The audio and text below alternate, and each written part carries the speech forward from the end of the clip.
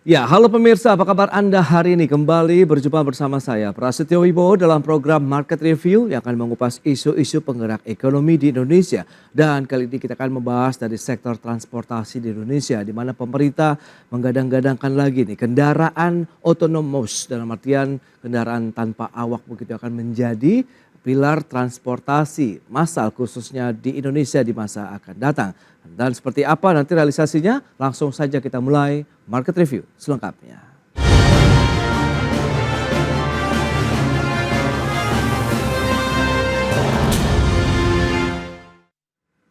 Ya pemirsa, pemerintah saat ini tengah mengkaji penggunaan sarana moda transportasi massal berteknologi nirawak atau tanpa pengemudi. Bahkan kendaraan nirawak ini digadang-gadang untuk menjadi pilar transportasi massal Indonesia di masa depan. Kementerian Perhubungan berencana menjadikan kendaraan nirawak atau otonom yang berbasis teknologi sebagai pilar utama dalam sistem transportasi massal di Indonesia. Oleh sebab itu, Menteri Perhubungan Budi Karya Sumadi meminta kepada para pemangku kepentingan di bidang transportasi mempersiapkan diri untuk penggunaan kendaraan otonom sebagai kendaraan transportasi massal di tanah air. Budi Sumadi menambahkan transformasi transportasi di era digital akan semakin dipengaruhi oleh teknologi otonom. Dan kita telah melihat sejumlah inovasi yang mengadopsi teknologi otonom pada berbagai tingkat di Indonesia.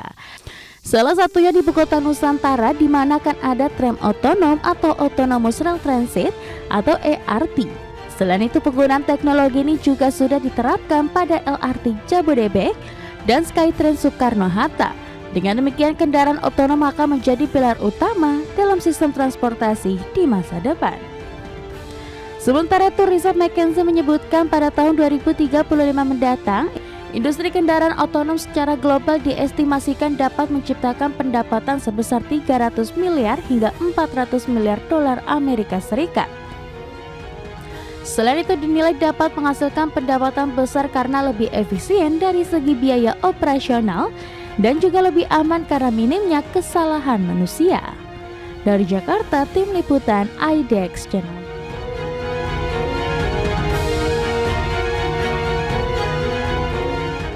Ya, pemirsa, untuk membahas tema kita kali ini, kendaraan nirawak yang akan menjadi pilar transportasi massal Indonesia, kita sudah tersambung melalui Zoom bersama dengan Muhammad Fahmi Arsad, beliau adalah analis transportasi perekonomian dari Masyarakat Transportasi Indonesia. Halo, selamat pagi, Mas Fahmi. Selamat pagi, Pak Prasetyo. Oke, salam sehat, Mas.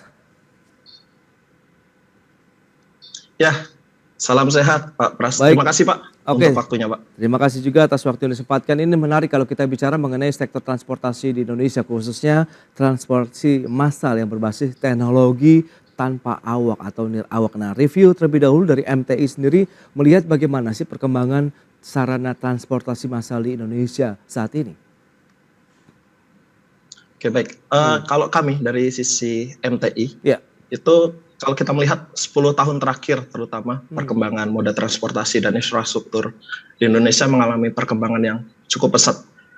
Seperti kalau kita lihat, kita review beberapa proyek seperti jaringan kereta api, itu dibangun MRT, kemudian LRT Jabodebek, LRT Jakarta, kemudian yang paling baru kereta cepat Jakarta-Bandung, itu juga salah satu bukti bahwa memang transportasi di Indonesia, terutama transportasi massal, berkembang cukup pesat. Selain itu, kalau kita lihat di beberapa kota-kota di Indonesia, itu juga muncul BRT yang memang di masing-masing daerah juga mulai dijalankan. Gitu. Kemudian dari sisi infrastruktur juga kita tidak boleh lupa bahwa memang di pemerintahan Pak Jokowi, infrastruktur jalan dan jembatan dikebut luar biasa, sehingga kita bisa lihat pembangunan tol Trans Jawa, kemudian tol Trans Sumatera juga berkembang cukup pesat. Bahkan sekarang untuk Trans Jawa sudah terhubung dari Banten sampai paling ujung di Banyuwangi. Kemudian kalau kita lihat review secara keseluruhan, memang Indonesia sedang dalam proses perbaikan dan pembangunan infrastruktur yang luar biasa untuk mencapai sistem transportasi yang efisien dan terintegrasi. Begitu Pak Baik, Pras. menarik kalau kita lihat Kementerian Perhubungan ini menyatakan bahwa kendaraan otonom begitu ya, yang berbasis teknologi akan menjadi pilar utama nih bagi transportasi massal di Indonesia. Anda melihat bagaimana potensi ke depan bahwa teknologi di bidang transportasi ini terus berkembang, kemudian nampaknya Indonesia cukup cepat juga ini untuk mengambil ataupun mencoba untuk menerapkannya di Indonesia. Ya, betul. Kalau kita lihat dari pernyataan Kementerian Perhubungan mengenai kendaraan otonom sebagai pilar utama, ini menunjukkan langkah maju yang signifikan dalam mengadopsi teknologi canggih. Kalau kita lihat dari sisi potensi manfaat, memang pasti dengan berkembangnya teknologi akan muncul efisiensi transportasi yang tentu akan meningkatkan efisiensi dari sisi rute perjalanan, kemudian akan mengurangi sisi kemacetan, kemudian dari sisi keamanan jalan. Dari sisi pengurangan kecelakaan juga tentu teknologi otonom akan mengurangi kecelakaan lalu lintas yang disebabkan oleh kesalahan manusia. Gitu. Kemudian dari sisi tantangan dan hambatan juga mungkin dari sisi infrastruktur dan regulasi perlu dikembangkan juga atau perlu dibuat juga sedemikian rupa dengan perkembangan teknologi yang ada. Baik, ini menarik kalau kita lihat dari sisi manfaat yang Anda sampaikan begitu ya Mas Fahmi, bahwa dari sisi keselamatan kemudian bagaimana untuk menjaga tingkat kecelakaan. Seberapa besar sih kalau kita lihat pemanfaatan teknologi digital kalau bisa dikatakan begitu ya terkait dengan kendaraan otonom ini bisa meminimalisasi kecelakaan lalu lintas begitu, terutama dari sisi angkutan massa, kalaupun ini ya akan menjadi tujuan utama pemerintah ke depan, kendaraan otonom. Betul. Penggunaan kendaraan otonom tentu akan memberikan yang signifikan gitu. Jadi kalau kita lihat peningkatan efisiensi operasional itu terkait optimasi rute, kemudian jadwal yang lebih tepat waktu, kita bisa lihat di proyek-proyek baru di kereta api contohnya, LRT dan MRT dari sisi optimasi rute sama jadwal memang jauh lebih tepat waktu. Kemudian pengurangan kemacetan itu kita bisa lihat karena masing-masing kendaraan ketika sudah otonom otomatis mereka bisa saling terhubung. Akan ada banyak sensor yang dipasang, jadi koordinasi lalu lintas dan peningkatan kapasitas jalan itu akan meningkat juga. Baik, dari sisi pemerintahnya. Kemudian efisiensi energi dan lingkungan. Ya. Baik, ini menarik. Nanti kita akan bahas terkait dengan kesiapan dari pemerintah. Kemudian tadi beberapa manfaat terkait dengan optimalisasi rute, jadwal, penggunaan energi ini menarik karena di situ berarti kan karena menggunakan energi listrik kita akan lihat seberapa efektifnya juga ini bisa mendorong dari sisi penggunaan energi Indonesia. Kita akan bahas nanti di segmen berikutnya. Mas Fahmi, kita akan jeda sebentar dan pemirsa pastikan Anda masih bersama kami.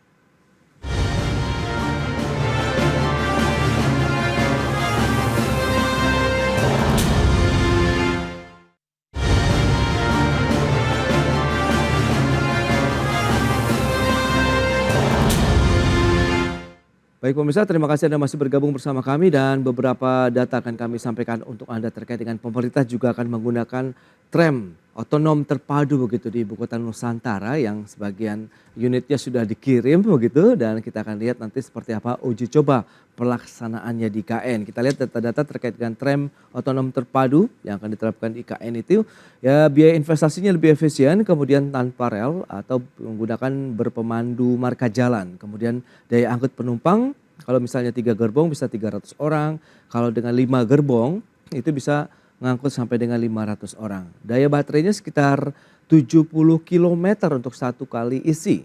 Kemudian rutenya dari Sumbu Kebangsaan Barat, kemudian Sumbu Kebangsaan Timur, sampai kembali lagi ke Sumbu Kebangsaan Barat. Adapun jarak operasional sekitar 4,9 km nantinya dan jumlah halte yang tersedia ada 8 halte utama yang sedang dibangun juga ini oleh pemerintah ataupun otorita IKN. Baik, berikutnya. Untuk mekanisme kerja mobil otonom dan ini adalah beberapa jenis kendaraan yang memang nirawak begitu ya.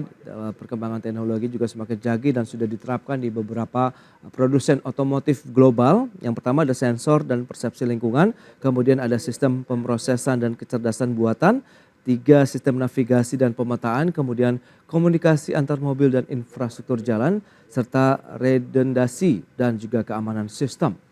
Baik, kita akan lanjutkan kembali perbincangan kali ini masih bersama dengan Mas Fahmi Arsyad analis transportasi perkeretaapian dari Masyarakat Transportasi Indonesia. Baik, Mas Fahmi, kita akan lanjutkan kembali perbincangan dengan beberapa data tadi yang sudah disampaikan. Nah, kalau dari manfaat sudah kita sampaikan kepada pemirsa begitu dari sisi rute, jadwal yang lebih teratur dan lebih akurat, bagaimana dari kesiapan pemerintahnya kalau memang kendaraan otonom ini benar-benar digunakan sebagai basis dari transportasi massal di Indonesia?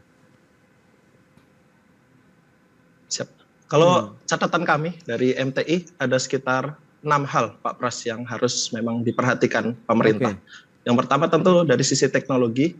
Jadi pemerintah perlu memastikan bahwa teknologi sudah cukup matang untuk digunakan secara massal. Ini termasuk memastikan bahwa kendaraan tersebut dapat beroperasi dengan aman dan efisien dalam berbagai kondisi lalu lintas dan cuaca. Kemudian yang kedua dari sisi regulasi dan kebijakan, ini pengaturan dan regulasi jelas diperlukan untuk mengatur penggunaan kendaraan nirawak.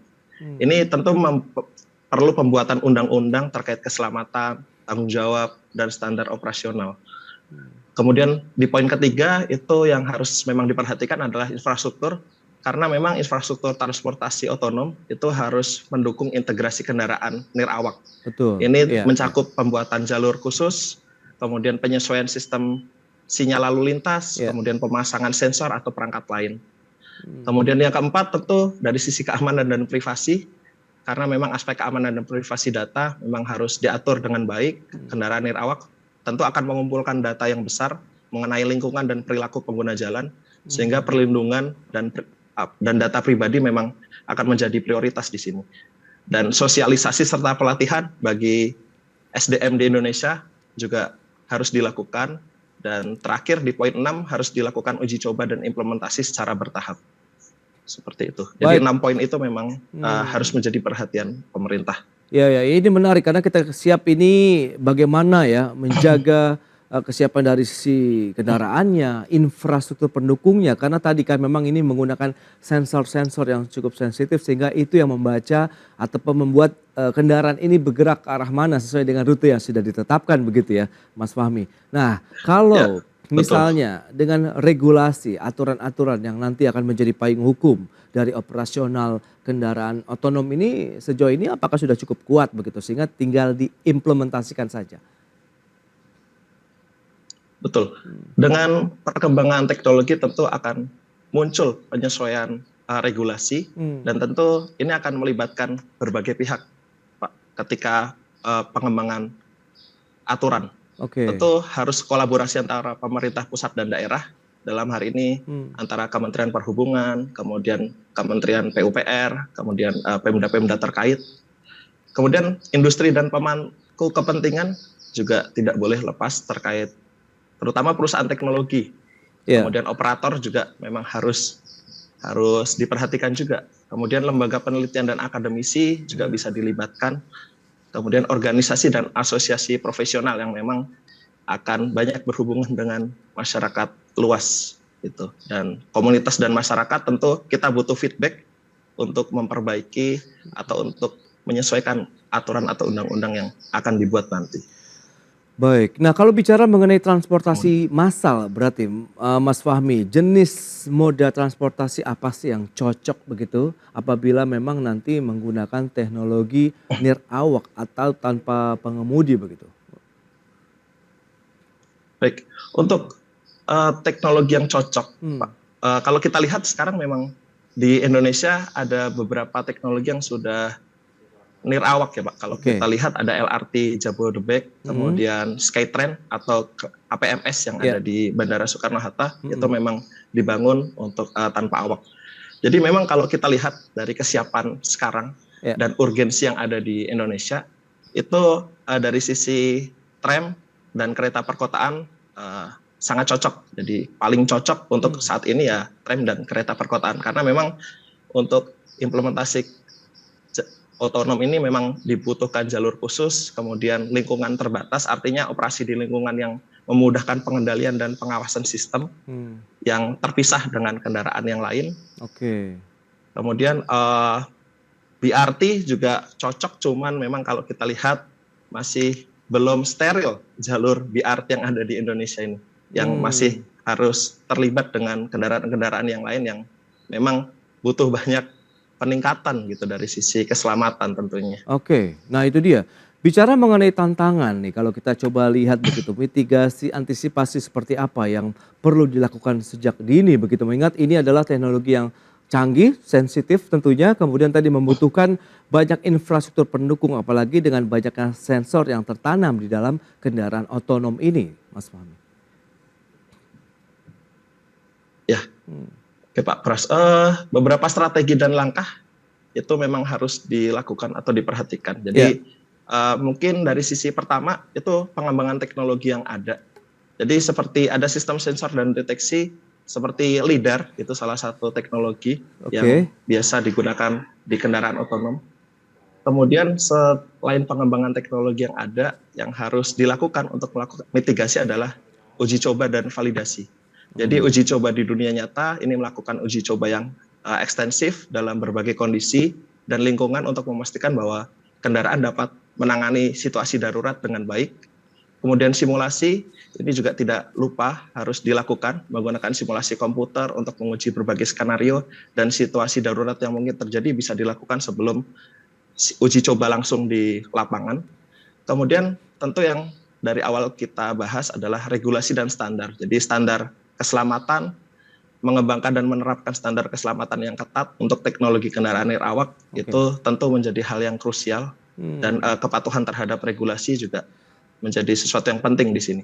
Selain memang infrastruktur pendukung tadi yang memang harus diperhatikan oleh pemerintah untuk mitigasi.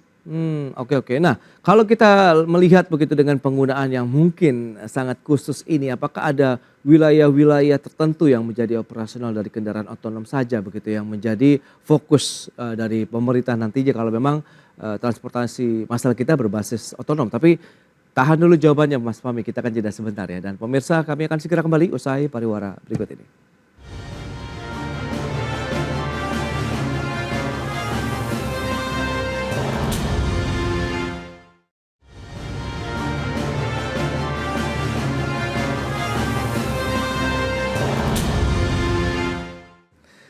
Ya, terima kasih Anda masih bergabung bersama kami dalam Market Review. Kita akan lanjutkan kembali perbincangan bersama dengan masyarakat transportasi Indonesia terkait dengan penggunaan transportasi otonom untuk angkutan massal ataupun transportasi massal di Indonesia.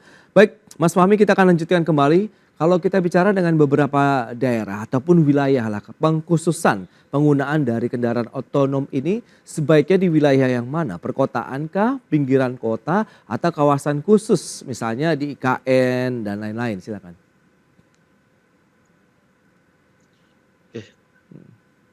Oke, Pak Pras, kalau kita lihat dari sisi kebutuhan terkait kendaraan otonom terutama, memang kalau kita bisa lihat sih memang ada beberapa prioritas dalam penggunaan transportasi massal. Tapi beberapa daerah yang memang membutuhkan itu kita bisa sebut seperti Jakarta karena memang kemacetan yang luar biasa. Kemudian Surabaya juga kita bisa bilang bahwa dengan pengembangan kota yang cukup signifikan, transportasi massal yang canggih di Surabaya juga butuh. Kemudian Bandung, karena pertumbuhan pesat ya, Bandung mengalami pertumbuhan yang luar biasa dari sisi populasi dan urbanisasi yang tentu akan meningkatkan atau harus dibangun sistem transportasi massal yang efisien. Kemudian Medan sebagai kota terbesar di Sumatera menghadapi tantangan transportasi dan membutuhkan solusi yang inovatif. Jadi kendaraan otonom dalam bentuk kereta atau dalam bentuk BRT menjadi solusi. Kemudian Makassar memang kalau kita lihat sedang mengalami peningkatan pembangunan infrastruktur transportasi massal. Kita bisa lihat di sana dibangun kereta Makassar Parepare, dan tentu ini bisa menjadi dasar untuk penerapan teknologi otonom untuk dikembangkan selanjutnya. Kemudian Denpasar dan Bali terutama karena memang di sana daerah-daerah pariwisata, tentu dengan dikembangkannya shuttle atau kendaraan otonom berbasis kereta tentu akan meningkatkan pengalaman bagi turis yang ada di Bali gitu. Mungkin selain yang saya sebut tadi ada 6 kota, bisa kota-kota pendukung pariwisata seperti Jogja dan Solo itu juga bisa dibangun gitu, kendaraan otonom. Mas Fahmi, kalau Anda katakan tadi memang satu kota yang berkembang begitu, butuh transportasi yang terintegrasi, kemudian menggunakan teknologi yang saling terhubung. Tapi Anda melihat bagaimana dengan tantangan dari sisi kepadatan lalu lintasnya, kotanya begitu. Apakah ini menjadi tantangan tersendiri dengan kehadiran kendaraan otonom? Ya, tentu akan menjadi tantangan tersendiri dengan adanya kendaraan otonom karena memang kalau kita melihat kendaraan otonom ini membutuhkan jalur yang khusus atau sesedikit mungkin untuk berinteraksi dengan transportasi yang lain karena memang dia membutuhkan tadi sensor atau beberapa perangkat yang canggih gitu. Iya. Dan memang ini yang menjadi PR tentu bagi kita semua terutama Kementerian Perhubungan untuk membuat regulasi yang tepat gitu atau kebijakan yang tepat. Oke. Nah, berikutnya bagaimana dengan kesiapan masyarakat? Kita sendiri sebagai pengguna transportasi massal apabila tadi memang nanti rencana penerapan dari transportasi massal menggunakan kendaraan otonom. Ingat tadi Anda katakan kita sebenarnya sudah belajar dari pengalaman penggunaan LRT, kemudian Skytrain begitu. Apakah bisa lebih luas lagi? Baik, kalau dari sisi kesiapan masyarakat dalam hal kendaraan yang otomatis ini, memang dari sisi pemerintah juga harus selalu melakukan edukasi dan pelatihan. Jadi melakukan seminar, melakukan workshop, kemudian menyebarkan informasi atau kampanye melalui media massa terkait kendaraan otonom. Kemudian penerimaan dan kepercayaan publik juga harus diperhatikan karena memang pembangunan kepercayaan. Jadi masyarakat ini percaya bahwa dengan kendaraan otonom maka perjalanan akan jauh lebih efisien, akan meningkatkan keselamatan juga. Nah ini tentu harus mulai digaungkan oleh pemerintah. Kemudian tentu akan harus dibarengi dari sisi regulasi dan kebijakan, kemudian infrastruktur dan aksesibilitas yang memang harus ada. Karena memang PR-nya adalah saat ini dari sisi infrastruktur dan aksesibilitas adalah perpindahan dari satu transportasi ke transportasi lain yang memang masih kurang gitu di Indonesia. Baik. Nah, tantangan berikutnya yang menarik dicermati dari sisi maintenance, perawatan, begitu menjaga semua sistem berbasis teknologi canggih ini tetap prima begitu dalam memberikan pelayanan kepada masyarakat penggunanya.